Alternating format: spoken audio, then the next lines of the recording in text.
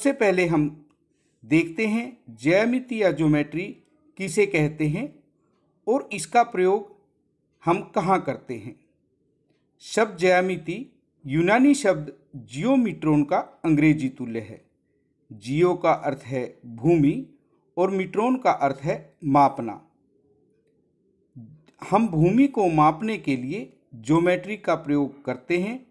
इसके अतिरिक्त हम वास्तुकला, इंजीनियरिंग, कपड़ों के डिज़ाइन बनाने के लिए भी ज्यामिति का प्रयोग करते हैं। आप देख सकते हैं यहाँ पर हमारे पास दो इमारतें दिखाई गई हैं जो ज्यामिति का बहुत ही अच्छा उदाहरण है। भूमि को मापने के लिए वर्तमान में भी हम ज्यामिति का प्रयोग करते हैं और 2 डायमेंशनल और 3 डायमेंशनल आकृतियों को बनाने के लिए इसका प्रयोग किया जाता है। ज्यामिति में सबसे पहले हमारे पास बिंदु या पॉइंट होता है। बिंदु किसे कहते हैं? कागज पर एक पेंसिल के नुकीले सिरे से एक चिन्ह या डॉट बनाइए। इस सूक्ष्म चिन्ह को हम बिंदु कहते हैं।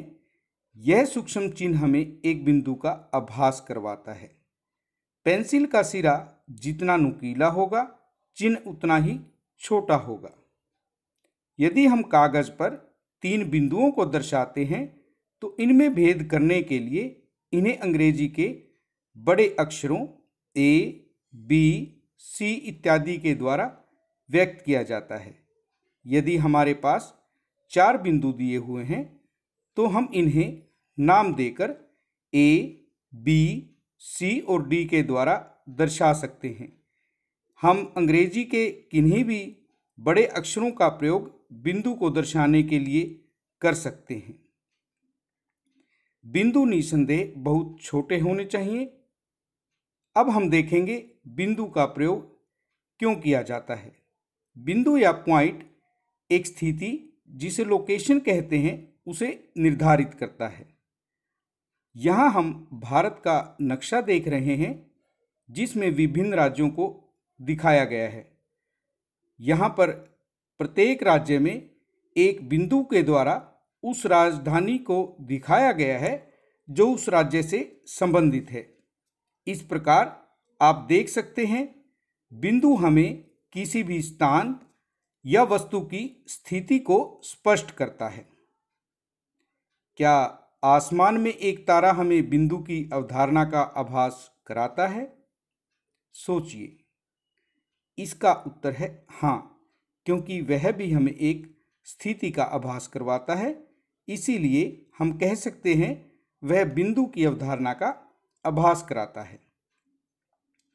इसके बाद हम रेखाखंड के बारे में सीखेंगे जिसे हम इंग्लिश में लाइन सेगमेंट कहते हैं। लाइन से स्पष्ट है, रेखाखंड लाइन से मिलता जुलता है। एक कागज को मोड़कर खोलने पर रेखाखंड का आभास कराता है। आप एक कागज लीजिए, उसे मोड़कर अच्छे से दबाएं। जब आप उसे खोलेंगे तो आपको एक चिन्ह बना हुआ मिलेगा। इसी को हम रेखाखंड कहते हैं। एक बॉक्स का किनारा, एक पोस्ट कार्ड का किनारा, आपके रूलर का किनारा, यह सब हमें रेखाखंड का आभास करवाते हैं। कागज पर 2 बिंदु अंकित कीजिए। हम यहाँ 2 बिंदुओं को A और B से अंकित करते हैं। A और B को जोड़ने वाला सबसे छोटा रास्ता कौन सा होगा? आप A और B को इस प्रकार भी जोड़ सकते हैं या नीचे की तरफ से इस प्रकार जोड़ सकते हैं। क्या आप सोच सकते हैं इसके अतिरिक्त कौन सा रास्ता होगा जो इन्हें जोड़ेगा? आप रूलर के द्वारा इस प्रकार इसे जोड़ सकते हैं और यह जो सबसे छोटा रास्ता होगा यही हमारा रेखाखंड होगा। आपको याद रखना है रेखाखंड की लंबाई निश्चित होती है और हम रेखाखंड को माप सकते हैं। रेखाखंड में 2 अंत बिंदु होते हैं जिन्हें हम एंड पॉइंट्स कहते हैं। अब हम रेखा के बारे में सीखेंगे जिसे हम लाइन कहते हैं। यदि किसी रेखाखंड को बिना किसी अंत के दोनों तरफ बढ़ा दें तो हमें रेखा प्राप्त होगी। रेखा का नाम हम किस प्रकार रख सकते हैं? हम कोई भी एक रेखा लें और उस पर दो बिंदुओं को अंकित करें तो हम उसे उन बिंदुओं को लिखकर नाम दे सकते हैं। यहाँ हमने रेखा पर ए और बी बिंदु लिए हैं, हम इसे रेखा ए बी या रेखा बी ए कह सकते हैं। किसी भी रेखा की लंबाई निश्चित नहीं होती और हम उसे नहीं माप सकते। हम इसे अंग्रेजी के छोटे अक्षर के द्वारा भी दर्शा सकते हैं। यहाँ हमने एक रेखा को एम के द्वारा दर्शाया है। प्रतिच्छेदी रेखाएं, जिन्हें हम इंटरसेक्टिंग लाइंस कहते हैं। अंग्रेजी का अक्षर एक्स आपने अवश्य देखा होगा। इसमें दो रेखाएं एक दूसरी को काटती हुई प्रतीत होती हैं और जब दो रेखाएं एक दूसरी को एक बिंदु पर काटती हैं तो हम उन्हें प्रतिच्छेदी रेखाएं कहते हैं। आपने परस्पर काटती हुई सड़कों को अवश्य देखा होगा। इन्हें भी हम प्रतिच्छेदी रेखाओं का उदाहरण मान सकते हैं। क्या दो रेखाएं एक से अधिक बिंदुओं पर प्रतिच्छेद कर सकती हैं? हमने यहाँ एक रेखा को लिया और दूसरी रेखा बिल्कुल इसके ऊपर स्थित है। दोनों में अनेक बिंदु उभयनिष्ठ हैं, हम इन्हें संपाती रेखाएं कह सकते हैं। अब आप सोचिए कि क्या दो से अधिक रेखाएं एक ही बिंदु पर प्रतिच्छेद कर सकती हैं? यहाँ पर हम देखते हैं दो रेखाओं को एक तीसरी रेखा दो बिंदुओं पर प्रतिच्छेद कर रही है। क्या आप कल्पना कर सकते हैं कि क्या तीन रेखाएं केवल दो बिंदुओं पर प्रतिच्छेद कर सकती हैं? अपनी नोटबुक लीजिए और सोचिए कि क्या इससे अधिक बिंदुओं पर भी ये प्रतिच्छेद कर सकती हैं। और यदि हमें एक और रेखा इस प्रकार दी हुई हो तो अब हमारे पास कितने प्रतिच्छेद बिंदु बने हुए हैं? आप इन बिंदुओं के नाम लिखिए और उन्हें नोट कीजिए। समांतर रेखाएं, जिन्हें हम पैरेलल लाइंस कहते हैं। जब दो रेखाएं किसी भी तरफ बढ़ने पर कभी नहीं मिलती, समांतर रेखाएं कहलाती हैं। यहाँ हमारे पास दो रेखाएं दर्शाई गई हैं। यदि हम इनका अंतर देखें एक सिरे से दूसरे सिरे पर और उसके बीच में कहीं भी, तो वह अंतर समान रहता है। समान अंतर होने के कारण ही इन्हें समांतर रेखाएं कहते हैं। क्या हम इसके लिए किसी चिन्ह का प्रयोग करते हैं?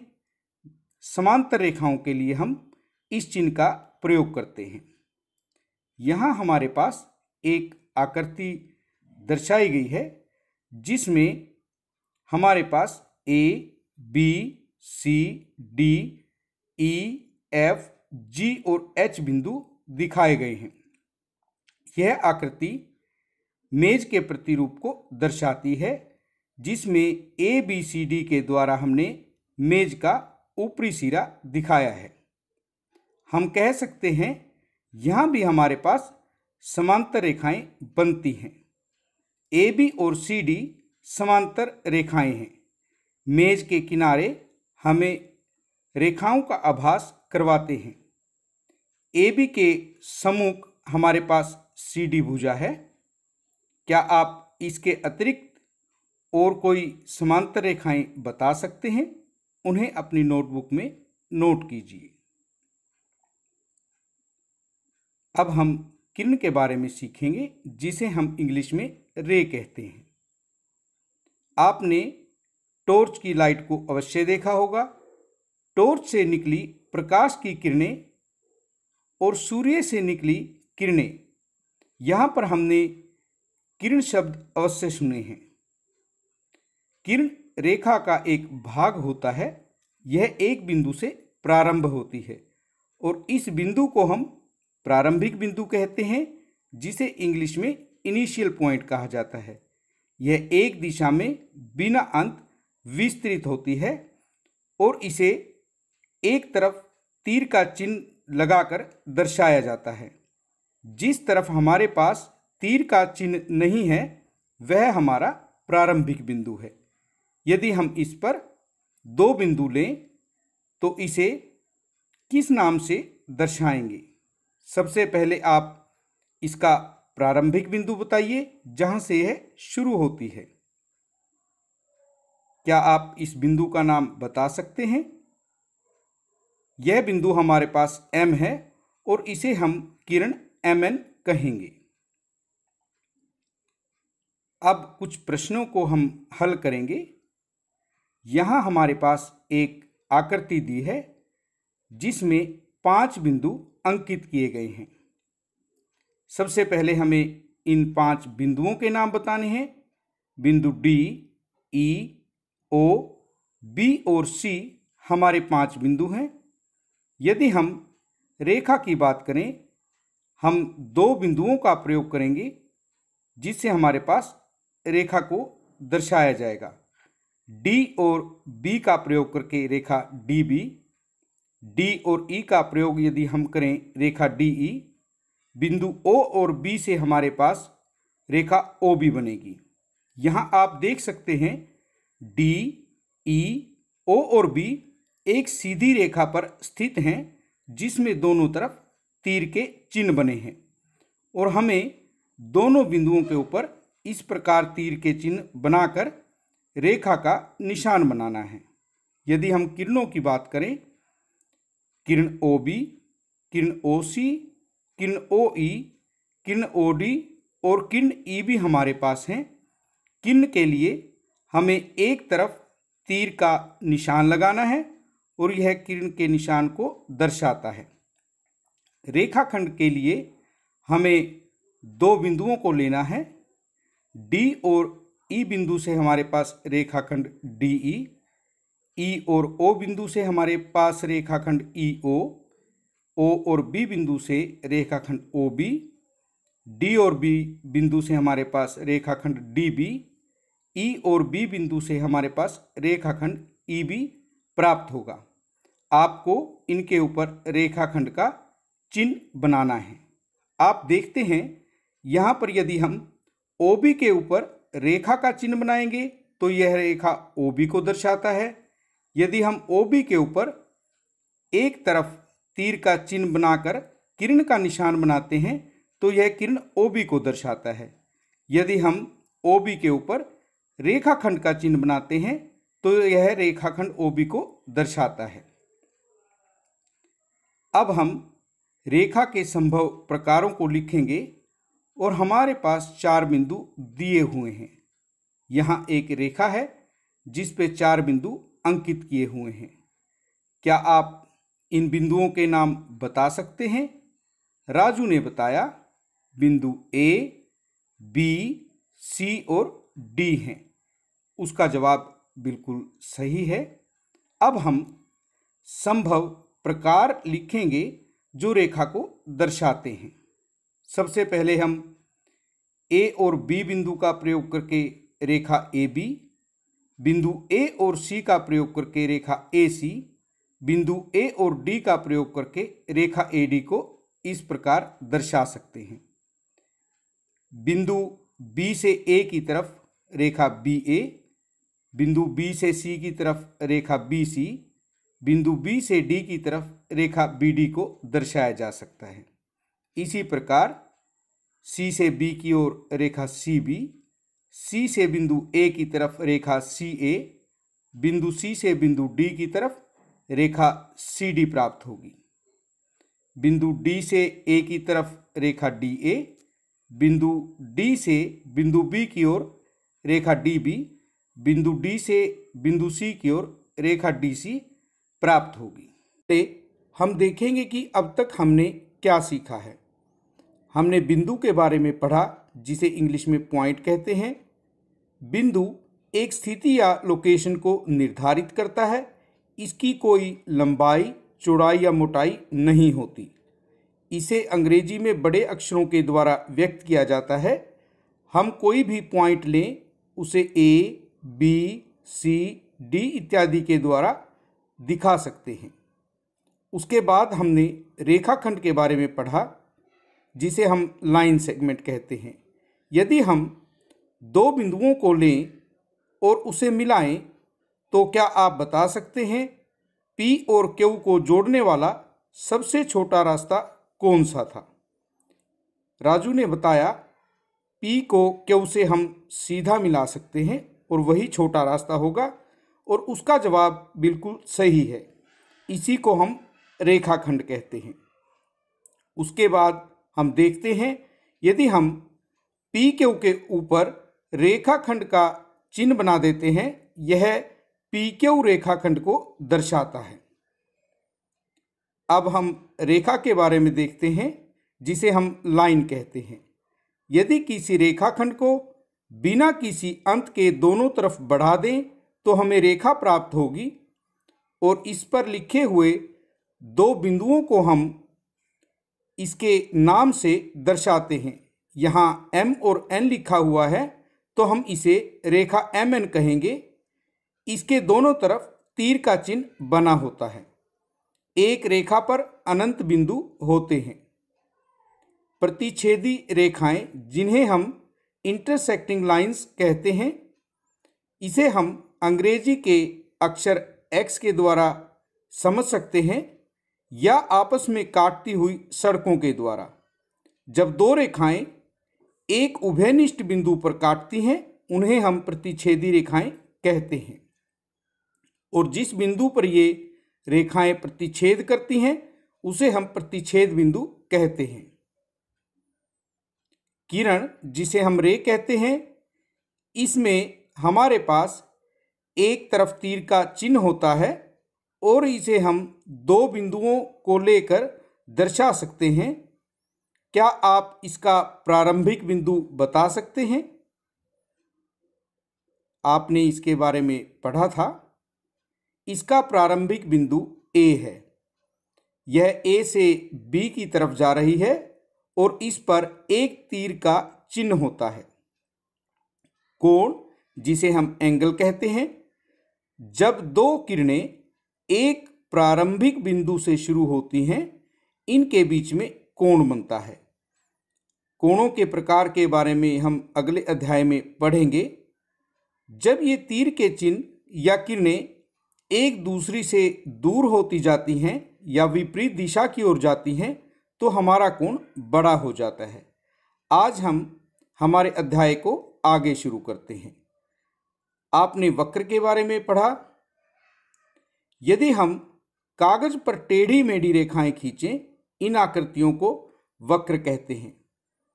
आम भाषा में वक्र का अर्थ है सीधा नहीं, परंतु गणित में वक्र सीधी भी हो सकती है। यदि आप किसी छोटे बच्चे को नोटबुक पर कुछ बनाने को कहें, जिसे अक्षर बनाने का ज्ञान नहीं है, वह टेढ़ी मेढ़ी रेखाएं बनाता है। आपके सामने जो टेढ़ी मेढ़ी रेखा दिखाई गई है, उसमें दोनों सिरे मिले हुए नहीं हैं। इसे हम खुली वक्र कहते हैं। यदि हम कोई भी सिरा खुला न छोड़ें, तो इसे हम बंद वक्र कहते हैं। यहाँ आपके सामने एक खुली वक्र और एक बंद और वक्र दिखाई गई है। यह हमारी सरल वक्र है। जब कोई भी वक्र स्वयं को ना काटे, तो उसे हम सरल वक्र कहते हैं, और जब वक्र स्वयं को काटती है, तो उसे हम सरल वक्र नहीं कहते हैं। अब हम तीलियों के प्रतिरूप को देखते हैं। यहाँ हमने दो तीलियां ली हैं। यदि हम पेंसिल से इस प्रकार के रेखाखंड बनाएं, तो आप देखेंगे इसमें एक सिरा खुला है। यह बंद आकृति नहीं है। यदि हम तीन तीलियां लेकर इस प्रकार की आकृति बनाएं, तो वह भी हमारी खुली आकृति है, जो एक खुली वक्र को दर्शाती है। परंतु यदि हम इस प्रकार तीन तीलियां रखें, तो वह हमारी एक बंद आकृति को दर्शाती है। यह हमारा जो अंतर बना है तीन तीन तीलियां हमने जब लेकर देखी, एक में खुली वक्र बनी है और एक में बंद वक्र बनी है। यह हमारे बने हुए कोणों के अंतर के कारण है। अब हम चार तीलियों से प्रतिरूप देखते हैं। सबसे पहले हमने चार तीलियों को इस प्रकार रखा। यह भी हमारा एक बंद वक्र है और रेखाखंडों से बनी हुई बंद वक्र को हम बहुभुज कहते हैं। जब हम तीलियों को दूसरे तरीके से रखते हैं, जिसमें हम इनके बीच के कोण को अलग प्रकार से बनाते हैं, तो हम कुछ इस प्रकार की आकृति बना सकते हैं। आप देख सकते हैं, जब हमने तीन तीन तीलियां ली तब हमारी अलग प्रकार से आकृति बनी, और जब चार चार तीलियों की आकृति ली और कोणों को अलग ढंग से बनाया तो हमारी आकृतियां अलग अलग बनी। अब हम त्रिभुज के बारे में जानेंगे, जिसे हम इंग्लिश में ट्रायंगल कहते हैं।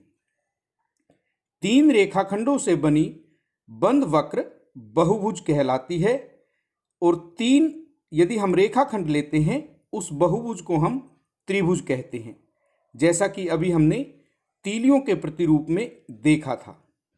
यहाँ हमारे पास तीन रेखाखंडों से बनी हुई एक त्रिभुज है, जिसमें हमने बिंदुओं को ए, बी और सी से दर्शाया है। त्रिभुज का यदि हम शाब्दिक अर्थ देखें, त्रि का मतलब है तीन, भुज से अभिप्राय है भुजा, यानी त्रिभुज में हमारे पास तीन भुजाएं होती हैं। यहाँ हमारे पास ए बी, बी सी और ए सी भुजाएं हैं। जिन रेखाखंडों से यह त्रिभुज बनी है, वही रेखाखंड इसकी भुजाएं कहलाते हैं। यदि हम इंग्लिश में इस शब्द को देखें, ट्रायंगल ट्राई जमा एंगल से बना है, जिसका अभिप्राय है तीन कोण, यानी त्रिभुज में हमारे पास कोणों की संख्या तीन होती है। कोण ए, कोण बी और कोण सी इस दी हुई त्रिभुज के तीन कोण हैं। यदि हमें एक त्रिभुज दी हुई है, तो हमें इसकी तीनों भुजाओं और तीनों कोणों की जानकारी होनी चाहिए। इसके अतिरिक्त हमें इसके तीन शीर्षों के बारे में भी पता होना चाहिए। जो बिंदु हमें दिए हुए हैं, यहाँ बिंदु ए, बी और सी त्रिभुज के शीर्ष हैं। यदि हम कागज पर एक त्रिभुज बनाते हैं, क्या आप बता सकते हैं यह कागज को कितने भागों में विभाजित करती है? यहाँ हमारे पास एक त्रिभुज बनी हुई है। आप कागज या बोर्ड को एक समतल का आकार मान सकते हैं और आपको बताना है कि यह कितने भागों में विभाजित होता है। सबसे पहला हमारे पास है त्रिभुज का अभ्यंतर या इंटीरियर पार्ट। हमने रेखाखंडों के अंदर के भाग को रंग दिया है, यही हमारा त्रिभुज का अभ्यंतर भाग है। आप देख सकते हैं, और यदि हम इसके अंदर एक पॉइंट लिखते हैं, तो हम कहेंगे पॉइंट ए त्रिभुज के अभ्यंतर या इंटीरियर भाग को दर्शाता है, और यह त्रिभुज के अभ्यंतर में स्थित है। त्रिभुज का बहिर्भाग, जिसे एक्सटीरियर पार्ट कहते हैं, रेखाखंडों से बना भाग जो हमारा था, उससे बाहर का भाग त्रिभुज का बहिर्भाग होता है। आप यहाँ रेखाखंडों से बाहर कोई भी पॉइंट लिखेंगे, वह त्रिभुज के बहिर्भाग में होगा। त्रिभुज की परिसीमा या बाउंड्री, जिन रेखाखंडों से हमारी त्रिभुज बनी है, उस रेखाखंड पर यदि हम कोई भी पॉइंट दर्शाते हैं, जैसा कि यहाँ पॉइंट सी दर्शाया गया है, वह त्रिभुज की सीमा या बाउंड्री पर स्थित होगा। इस प्रकार हम देखते हैं, किसी भी तल को कोई भी 2D आकृति जो है, वो तीन भागों में विभाजित करती है। अब हम कुछ प्रश्न करेंगे। त्रिभुज ABC का एक रफ चित्र खींचिए। इस त्रिभुज के अभ्यंतर में एक बिंदु P अंकित कीजिए और उसके बहिर्भाग में एक बिंदु Q अंकित कीजिए। बिंदु A इसके अभ्यंतर में स्थित है या बहिर्भाग में। सबसे पहले हम त्रिभुज ABC का एक रफ चित्र बनाएंगे, जिसमें तीन बिंदु लेंगे और उनको मिलाएंगे। इस प्रकार हमारा त्रिभुज ABC बनेगा और उसके अभ्यंतर में एक बिंदु P हम लेंगे और एक बिंदु बहिर्भाग में लेंगे जो कि हमें Q दिया हुआ है। अब हमें बताना है बिंदु A इसके अभ्यंतर में स्थित है या बहिर्भाग में। जैसा कि अभी हमने पढ़ा था, बिंदु A न इसके अभ्यंतर में होगा ना ही बहिर्भाग में, यह इसकी परिसीमा या बाउंड्री पर स्थित होगा। अब हम चतुर्भुज, जिसे क्वाड्रिलेटरल कहते हैं, उसके बारे में सीखेंगे। हमारी जो बहुभुज थी वह रेखाखंडों से बनी बंद वक्र होती है। 4 भुजाओं वाला बहुभुज एक चतुर्भुज कहलाता है। जैसा कि आप देख सकते हैं, ABCD हमारा एक चतुर्भुज है क्योंकि इसमें 4 रेखाखंड हैं। चतुर्भुज में 4 भुजाएं, 4 शीर्ष और 4 कोण होते हैं। जिस प्रकार हमने त्रिभुज की भुजाएं, शीर्ष और कोण लिखे थे, आपको इस चतुर्भुज के कोण, भुजाएं और शीर्ष लिखने हैं। इसके अतिरिक्त चतुर्भुज के सम्मुख कोणों को मिलाने पर प्राप्त 2 रेखाखंडों को हम विकर्ण कहते हैं। क्या आप बता सकते हैं चतुर्भुज में कितने विकर्ण होंगे? हमारे पास कुल 4 कोण हैं और 2 युग्म हमारे पास सम्मुख कोणों के बनेंगे। सोचिए, 2 विकर्ण होंगे, बिल्कुल सही जवाब है। एक विकर्ण हमारा B को D से मिलाने पर बनेगा, विकर्ण BD, और एक विकर्ण हमारा कोण A को कोण C से मिलाने पर बनेगा, विकर्ण AC। विकर्ण AC और BD हमारे दिए हुए चतुर्भुज के 2 विकर्ण होंगे। अब हम दी हुई चतुर्भुज की सम्मुख भुजाएं देखेंगे, जिसे हम अपोजिट साइड्स कहते हैं। AB हमारी एक भुजा है और यदि आप उसके सम्मुख भुजा को देखना चाहें तो वह DC होगी। और दूसरी भुजा हमारे पास AD है, जिसकी सम्मुख भुजा हमारे पास BC होगी। सम्मुख कोणों की यदि हम बात करें, सबसे पहले हम कोण A के सम्मुख कोण C को देख सकते हैं और उसके बाद कोण B के सामने हमारे पास कोण D है, यह हमारे सम्मुख कोण होंगे। आसन भुजाएं, जिन भुजाओं में एक उभयनिष्ठ हमारा कोण होता है, AB और BC हमारी आसन भुजाएं हैं, बिंदु B इनमें उभयनिष्ठ है। इसके अतिरिक्त हमारे पास CD और DA आसन भुजाएं हैं, यहाँ हमारे पास बिंदु D उभयनिष्ठ है। या हम इसे इस प्रकार भी कह सकते हैं, AB की आसन भुजा हमारे पास AD होगी क्योंकि बिंदु A इनमें उभयनिष्ठ है, और CB की उभयनिष्ठ बिंदु हमारे पास C है और उसकी आसन भुजा हमारे पास CD होगी। अब हम आसन कोणों की बात करते हैं। कोण A और कोण B हमारे आसन कोण होंगे। इनमें उभयनिष्ठ भुजा हमारी AB है। जो आसन कोण होंगे उनमें एक भुजा उभयनिष्ठ होगी। इसी प्रकार हमारे पास कोण C और कोण D हमारे आसन कोण होंगे। भुजा CD हमारी उभयनिष्ठ भुजा है। या हम कह सकते हैं कोण A और कोण D हमारे आसन कोण होंगे।